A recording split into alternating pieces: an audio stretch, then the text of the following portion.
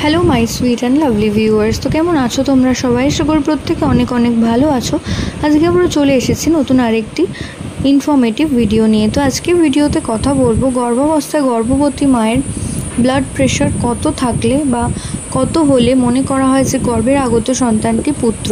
তো old wife tales অনুযায়ী old wife টেলসে প্রত্যেক সময়তেই লেখা থাকে যে গর্ভবতী মায়ের যদি দিনে দিনে ব্লাড প্রেশার বাড়তে থাকে, অর্থাৎ 120, 130, 140 অর্থাৎ এইভাবে যদি ব্লাড প্রেশার বাড়তে থাকে, তো সেক্ষেত্রে আগেকার দিনে মনে করা হতো ওল্ড ওয়াইফ টেলস থেকে যে গর্ভের আগত সন্তানটি কিন্তু পুত্র সন্তান আসতে চলেছে। অন্যথায় যদি দেখা যেত যে গর্ভবতী মায়ের ব্লাড প্রেশার নর্মাল রয়েছে, অর্থাৎ 120 বা তার কাছে কম রয়েছে, তো সেক্ষেত্রে ধারণা করা হতো যে গর্ভের আগত সন্তানটি একটি ফুটফুটে কন্যা সন্তান আসতে চলেছে। তো এর সাথে বিজ্ঞানের কোনো ভিত্তি নেই, এটা শুধুমাত্র ওল্ড ওয়াইফ টেলসের ওপর ভিত্তি করে ভিডিওটি বানানো হচ্ছে। তো আশা করছি ভিডিওটা আপনাদের কাজে আসবে।